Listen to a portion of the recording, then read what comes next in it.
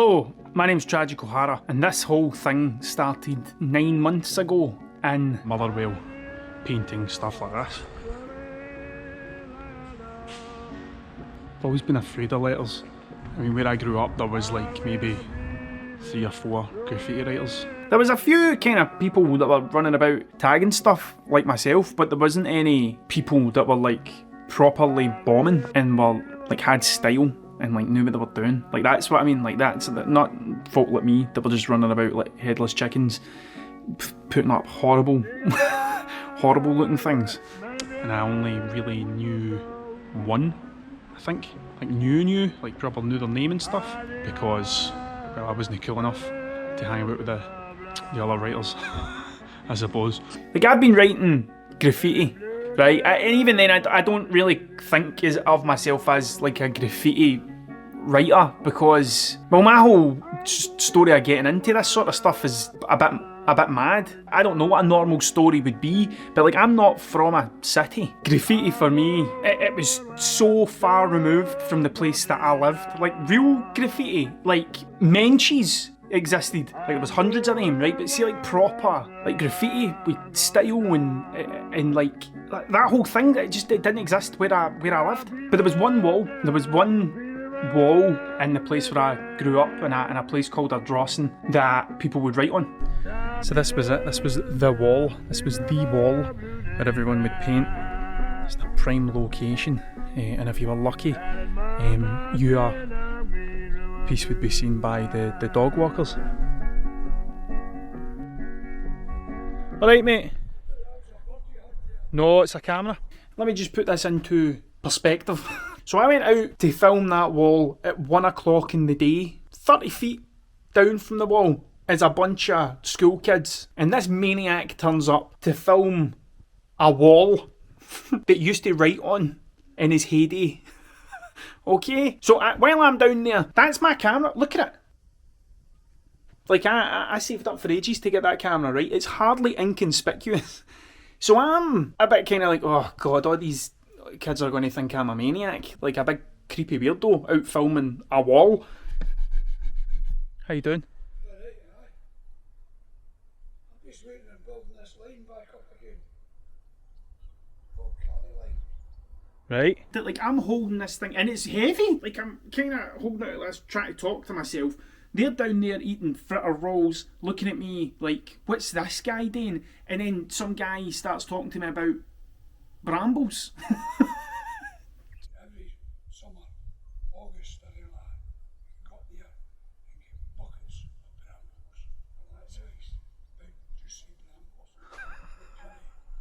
So talking on camera in a bomb shelter where there's no windows and no one knows what you're doing, right? That's one thing. But see, standing in a field when there's a whole team of young folk eating their lunch, some guy's out walking his dog, and you're standing holding this big camera, filming yourself talking in front of a wall, right? That's a totally different thing. Like I'm not there yet. Like I couldn't be one of those people like walking down the promenade talking about my makeup. Like I couldn't do that. I need to be hidden away from the real world to be like this. Like I can't do it in front of folk. Know what I mean? While I'm holding this thing, this guy decides to talk to me for ages. And usually I would just kind of chat away quite happily, but I'm as awkward as like, do you know what I mean? Like I just felt really, really awkward and I didn't really know what to do.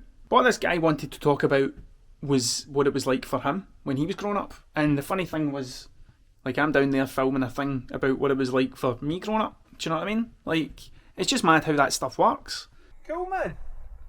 Well, thank you very much, man. Another useless piece of information. I'll come through them as well. See you later on, mate.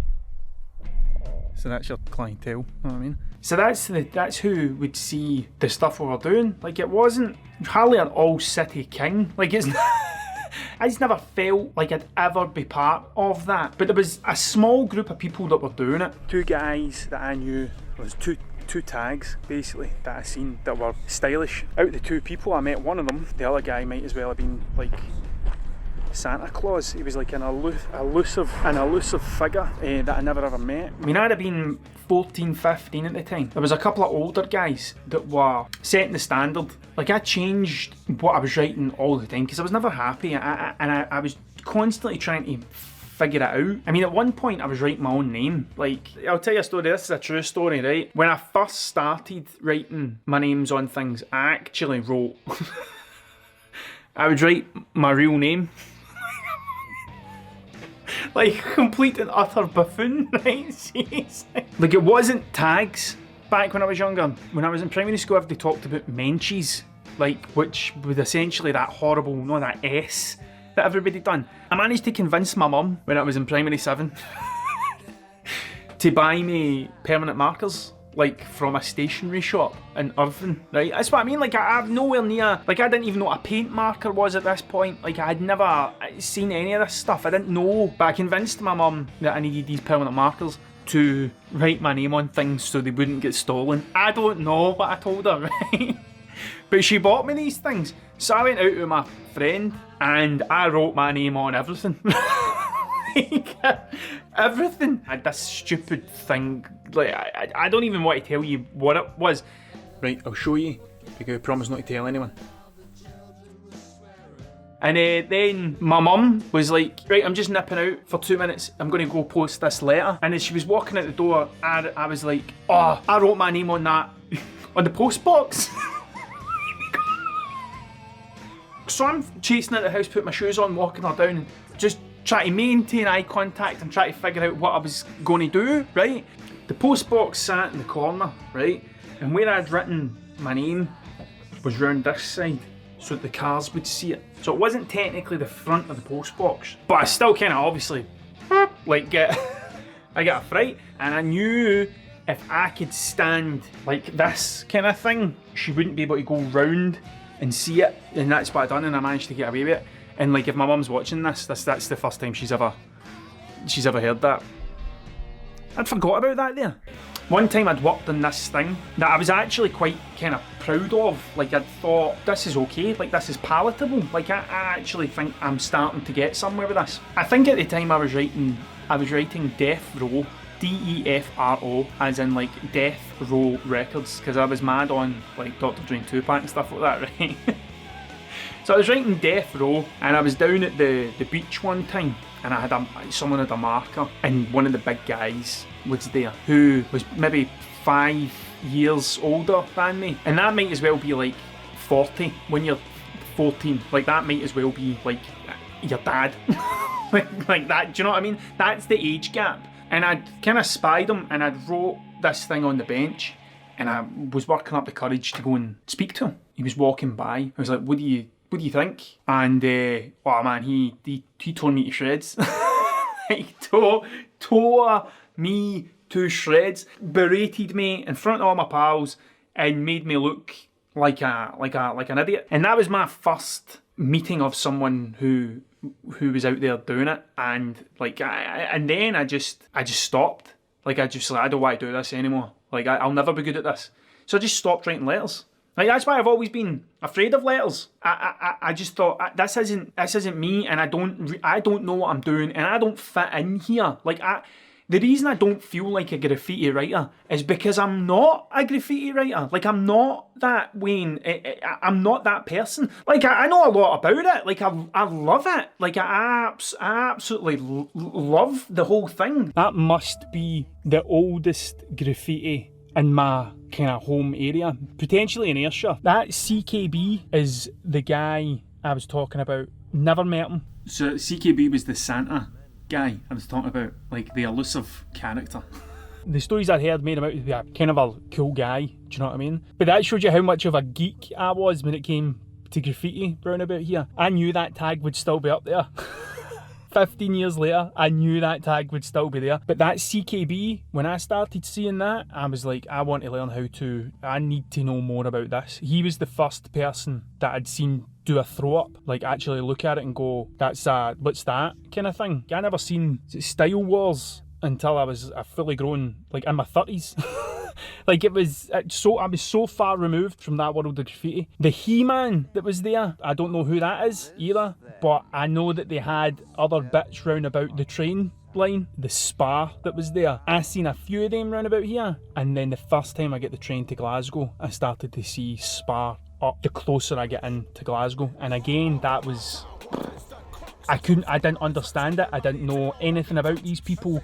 I had no ins with them, nothing. I was just always on the outside looking at the walls. Everyone else's stuff that I'd seen were all done by 14, 15-year-old boys. This person had obviously spent some time refining a style. All my letters were crossing over each other. You couldn't read what I was doing. And probably because I was so nervous about getting caught that I was going 100 miles an hour and not really thinking about whether or not it looked good. Do you know what I mean? Like, still had all that stuff to learn. My favourite writer ever is a guy called Ghost, right? Like, he's my favourite, like, because his stuff was just so different from everyone else's, and I kind of related to that, because I was like, I don't get this other thing, and the stuff that he was doing just kind of looked like he didn't fit in either, so I gravitated towards that. That's what I liked. He built a persona about his name, like his characters, the things he was doing fitted his name, and it just made sense to me. But he's my all-time favourite. Like, that's it. He is my favourite, and he has been since I was a young guy. But I just never really felt like I fitted into it, because I didn't. When that guy said that to me, like, when I was young, I had no confidence whatsoever. Like, so that was enough for me to go, well, it was good, it was fun while it lasted, but I shan't be doing that again. But I loved it so much that I just kind of found another way to do it. After my run-in with the guy telling me that I wasn't very good, I just kind of stopped. Like, I don't know, I didn't have the confidence yet to be like, I don't care, I'm going to keep doing what I do anyway. That guy was out tagging, like, properly, and I thought he was like the top kind of, a lot of nonsense now that I'm a guy in that. I started coming down here, like, I kind of felt silly. Like, so this is the old, I don't know what it is, I think it's the ICI. Alfred Nobel moved over from France. No, he didn't. I've googled it. He was Swedish and invented dynamite, and decided that Swedish people shouldn't be blown up. So he moved to Stevenson and started blowing them up. So Alfred Nobel, he invented the Nobel Peace Prize so that he would be synonymous with peace rather than blowing people up. There you go. I don't know if that's true. But I would never let the truth get in the way of a good story. Do you know what I mean? And that's why I don't teach history and I chase walruses. Like, I don't really know what I was doing. I was just coming down here and drawing faces and stuff, like, with fat caps. Like, I didn't really know what I was doing. And to be fair, I wasn't writing tragic horror then. Like, I was still faffing about with a few other names, like this one. That said Zero, so it did when I used to write Zero back in the day. That was like one of my really poor throw-ups. So after I stopped writing Zero, right, I started writing Big Red. What was that? It was because, like, so I used to go about and I'd write tragic horror and I'd put the O as a red O. Big Red was also a name for Hellboy, so I thought if I wrote Big Red, I would know that I meant the big red O in the name on my logo, and I would never be tied to it. I don't know, man, like that's older than 10. Like, much older than 10. That must be, I don't know actually. Older than that though. So behind that tree, that was another one of my Big Red pieces. I remember being quite proud of that one. I remember walking away and going, that looks not too bad. That tree wasn't there when I painted that. That's how old I am. It's another old one from when I used to write fake with a PH. This is where I painted that ODB portrait. It's like during the lockdown, people were coming down here more and they were seeing different things what I painted. Like, I never wrote my name on that. Someone figured out that it was me and they'd messaged saying that they really liked it, but if I could go down and fix it. because someone drew the top of it. But that's not how that's not how this thing works. Do you know what I mean? There's loads of stuff down here. Like, there's buildings over that way. There's another one of these. Like, but it's so overgrown now that you can't get in. So there's probably loads of stuff down here that I'll never see again. But I found a few when I stopped painting out in the street for fear of ridicule. I started coming down here, and to be fair, like, I learnt more here than I ever did painting out there. I came down here and started doing some things I actually thought were alright, and a lot of things that I thought were pretty guff. But I think you need to just be bad for a long time before you do something that you actually look at and go, I quite like that. But I had so many different names, and eventually when I just stuck writing tragic, I just kept it going.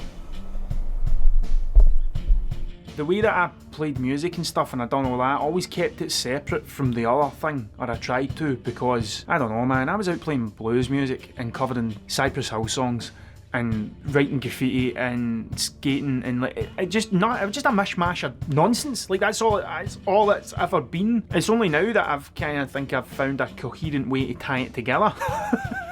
So for a long time, I just kept going down there and doing stuff, and then making a mess of people's houses. Like, people would say to me, "Oh, could you do that on my wall?" And I would just do it for paint, basically. And then that over there was the first commission I ever got, like ever. And I done it. Well, it wasn't a commission. After I'd been painting down there for ages, I'd started taking photographs and showing them to people. Someone messaged me and said that they were looking to get a space down here done. And I said I would do it for the paint. Like, if you give me these 3 walls and I can do what I want. They gave me, I don't know, like, enough to buy a lot of paint to keep me going for a while. And those 3 walls led to the rest of this stuff getting painted. But I still didn't really know what I was doing. So, like, I was still trying to write letters.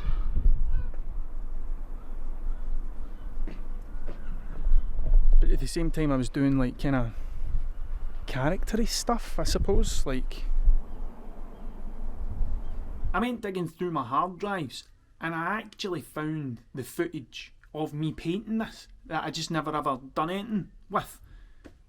And when I was looking through it, I learned that looking at that and you say you're on drugs or something. I'm not on drugs, mate. Old folk love me. After I'd done those 3 walls, it led to me getting to paint the rest of this, and this was my first, like, paint commission 10 years ago. All of this stuff, I get paid to do this, and I was in a job at the time, and I wouldn't say it was a disagreement. That job was no longer there for me anymore, basically, and this came up, and they'd said to me, look, you either need to commit here or you need to go. And I was like, well, I can't do next week because I've got painting on. And it just kind of ended, kind of fizzled out, and that was it. But I had this on. This was the first kind of, I mean, I've had other jobs since then, but like, this was the thing that kind of gave me the push to actually start kind of doing more of this. And it was paying a lot more than music was, put it that way. But I'd done all this stuff over years. No years, like over the space of months, a couple of months. But this was the thing that made me tragic. Like, actually taking the name I was using when I was out playing gigs and doing art with. And it was 10 years ago. It's been a while.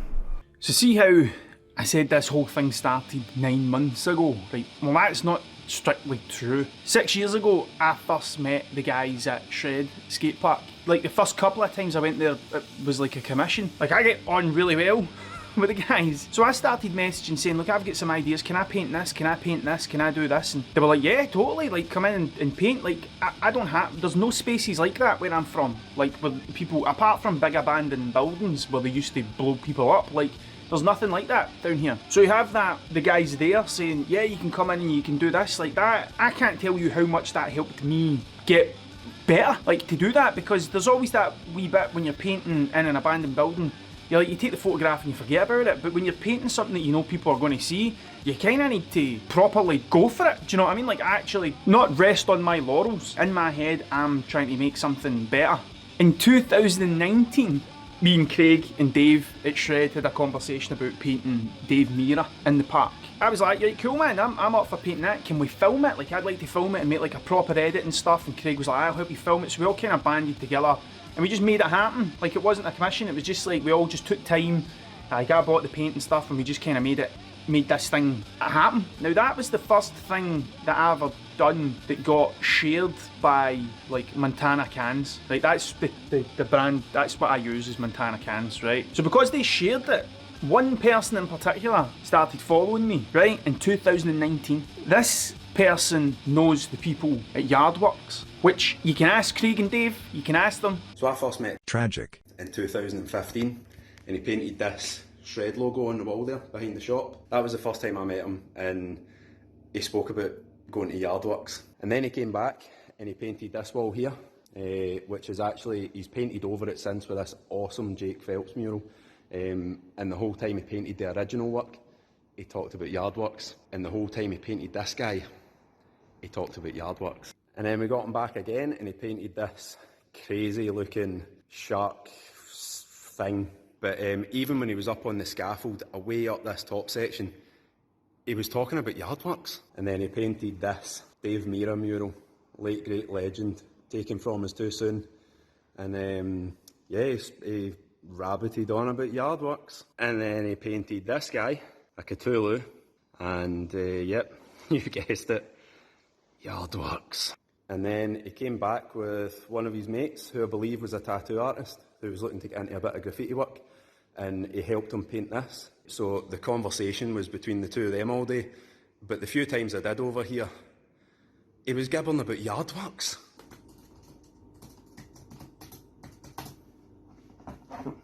Yes, you are fully good enough to go to Yardworks, mate. I'm in the middle of something now, I'll give you a phone back, but yes, Yardworks and you, like that. Right, cheers bud. He phones me one more time about Yardworks.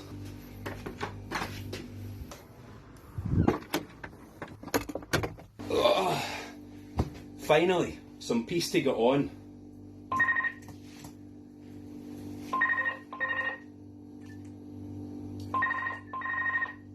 Hello, Shred Skate Park, Dave speaking, how can I help? Oh, yes, Yardworks, we get it. Just go and do the thing already. Honest to goodness. Yardworks.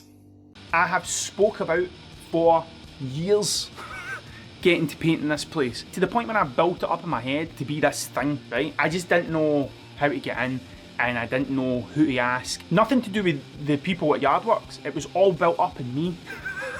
Like, I don't want to speak to this big guy in case he says I'm rubbish again. Do you know what I mean? That's the thing, this stupid 15-year-old mindset, right? So I messaged this person. I was like, look, I hope you don't mind me messaging you, but do you know how I would get in contact with anyone at Yardworks? Because I would really like to paint there. And he said, I'll speak to Gaz. I'll tell Gaz that you're wanting to speak to him. And I was like, cool, right? So later that day, I get a message from Gaz saying, here's my number, give me a wee phone. I was like, cool man, right? So I phoned Gaz and we get talking, right? And he was like, cool man, like, I've had a look at your stuff and all that. Like, yeah, like, we'll get you a space at the festival. So Yardworks, for anyone that doesn't know, is a graffiti festival that happens every year, right, in Glasgow. People from all over come to paint there. Like, some of the names that I have looked up to since I was a wee guy have been there. Do you know what I mean? Like, so for me, it's a bit like the first gig I ever got in Glasgow. Like, I played the Barfly one time in Mondo Generator, played there, and I felt like I was He-Man, essentially, do you know, because I'd done that. So, Gaz was like, we'll get you a space at the festival and you can paint there, but don't tell anyone yet because, like, we've not announced the lineup and stuff. Now, I was buzzing out of my fragile little mind at the fact that this was happening, but I couldn't tell anyone, right? I couldn't tell anyone about it. And all I wanted to do was tell everybody. I was like, oh my God, look at me, I'm a real person. And then COVID hit, the festival got cancelled, everything disappeared. As you know, you've been through it, you know exactly what happened. I just kind of had to get my head down, keep working in the garage and do this walrus thing. Like, that was it, and I threw myself into this. 6 months ago, I went back to Shred to paint some stuff, and I was making a video about it. Hello, my name's Tragic O'Hara, and today I'm going to paint that wall there. I haven't spray painted anything for a while because I've been making one string diddly bows and I've been raffling off pictures. And I was painting the Bones Ripper. Like, I was trying to do a bit of kind of realism, but make it kind of weird. I don't know, I was just trying something out, right? I just needed the space to try some stuff out. Halfway through painting that thing, I got a phone call from my wife saying that someone had tested positive in my eldest son's class. Now, thankfully, everybody's okay, right? Nothing came of it. One person had it, but they're fine now. So that thing has sat there in shred for 6 months, and every time they've posted something on Instagram, I've seen this half-finished Bones Ripper, and every time I looked at it, a little bit of me hated it. Even more. Like, I just kept looking, I was like, oh man, I hate that thing, right? I couldn't look at that thing anymore. So I went back and I decided to paint Jeff Rowley. Did he pronounce that right? Rowley? Rowley? No, you didn't. You want to try it again? Jeff Rowley.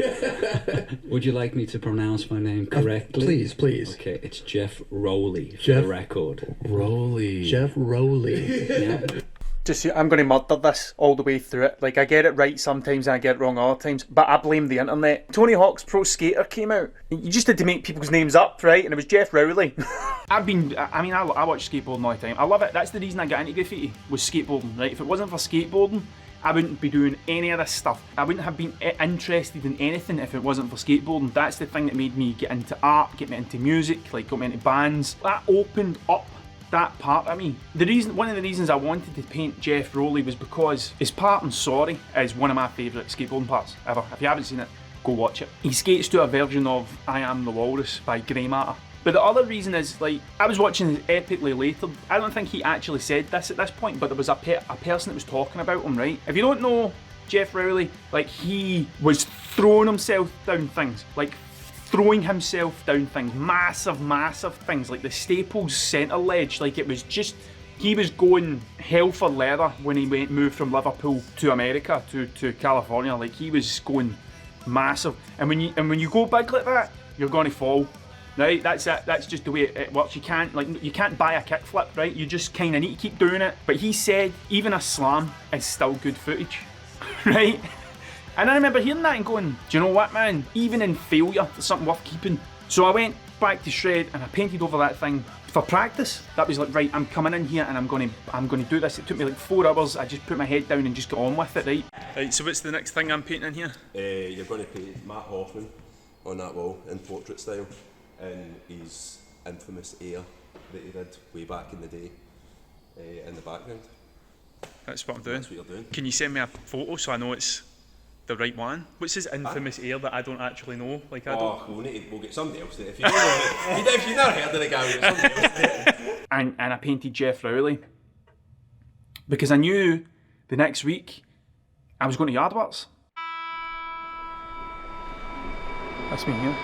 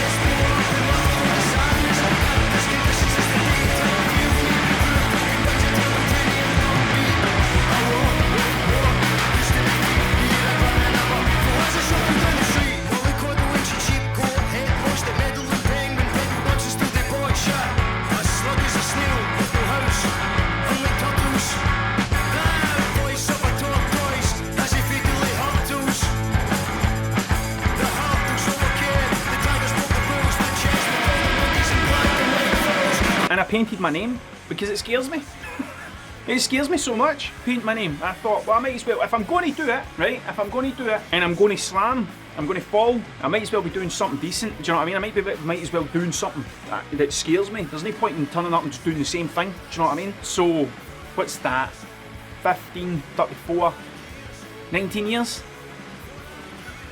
19 years it took me to get to that point where I'm actually okay with painting my name. Know what I mean? 19 years. So, I want to say a huge thank you to everyone. Dave, Craig and everybody else at Shred, Gaz and Marianne at Yardworks, everybody at Yardworks, like the whole thing, just everyone. Like, you know who you are. Like, just thank you. Thank you for, like, giving me space to just do this stuff that I want to do. Like, it's cool. Do you know what I mean? So, that's it. Thank you very much for watching. Like, if you enjoyed it, I'm going to give you a wee why about why you should subscribe, right? Why you should go and follow me on Instagram. Why you should go and follow me on Facebook or whatever it is. Because if you watched it to here, I can tell a story. Know what I mean? Like that. If I manage to keep your interest all the way through here, I can tell a story, right? Just bear that in mind. Feed the algorithm. Thank you very much for your time, because it's the most important thing you've got. And next time, don't know.